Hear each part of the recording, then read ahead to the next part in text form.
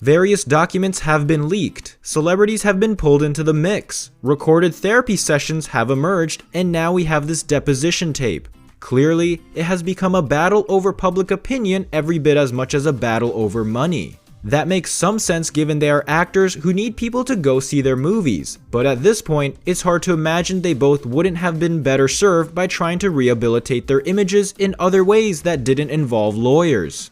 Thumb through any given tabloid magazine in the grocery store checkout lane, or watch any of the countless celebrity news shows, and it won't take long to come across an article or segment on the never-ending legal and personal battles between Johnny Depp and Amber Heard. But with everything that is going on between the two former co-stars and couple, it's hard to lose track of how it all started in the first place.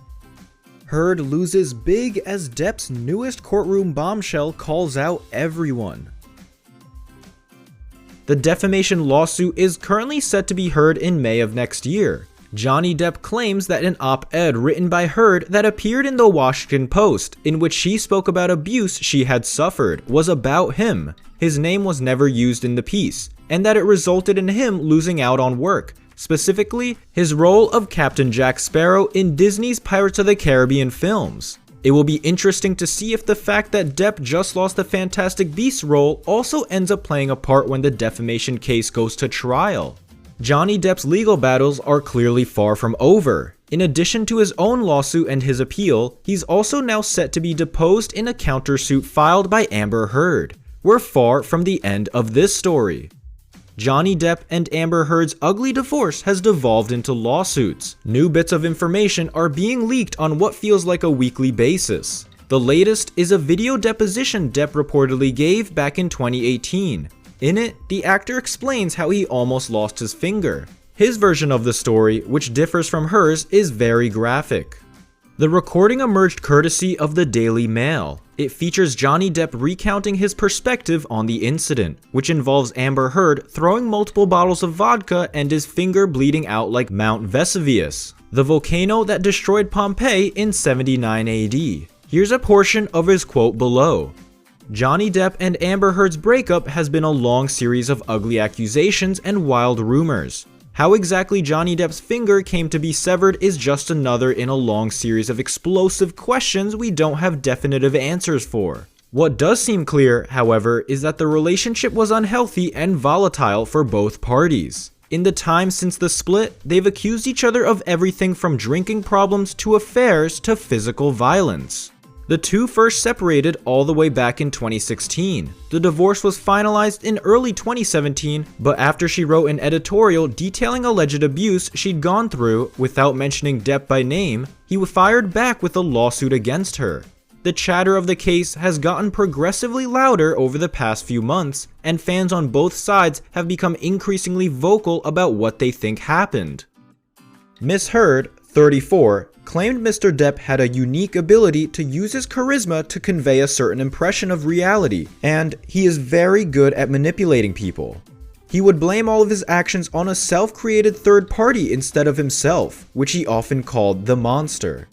She said at the beginning of their relationship, he would be intensely affectionate, warm, and charming, and it felt like she was dating a king.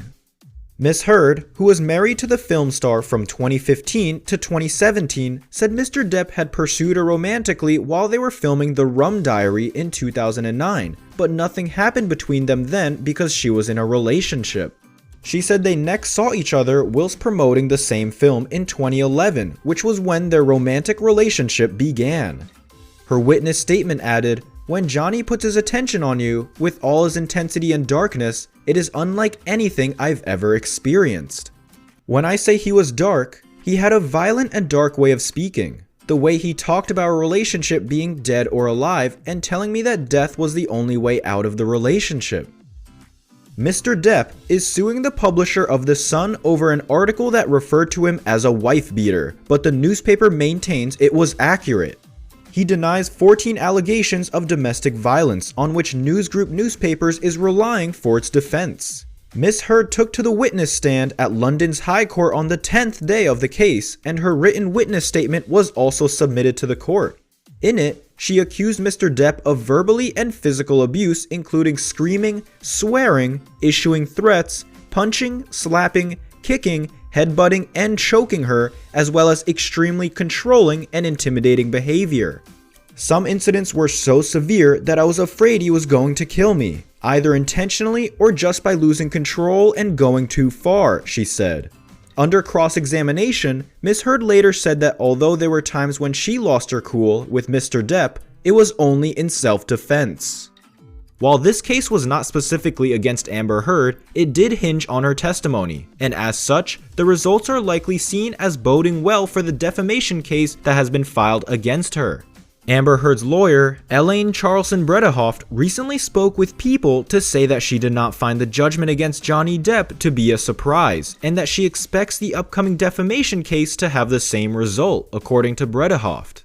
With the one case done, one would expect attention to shift to the remaining case. However, it does not appear that the libel case is entirely over yet.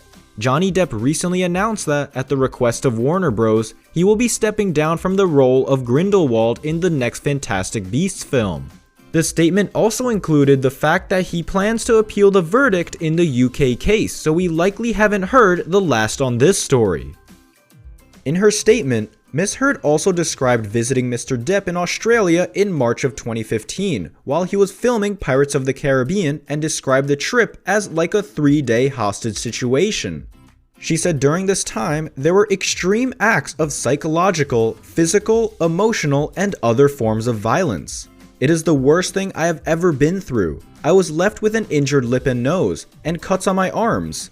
She claimed Mr. Depp grabbed her neck, shoved her against the fridge, tore off her nightgown, and pushed her against a bar. He was pressing so hard on my neck I couldn't breathe. I was trying to tell him that I couldn't breathe. I remember thinking he was going to kill me in that moment, she said. She added that she later found her nightgown, saying, "There were pieces of it wrapped around something and I realized it was the steak I had planned to cook." He had also gone around and painted on all my clothes in the closet, she said.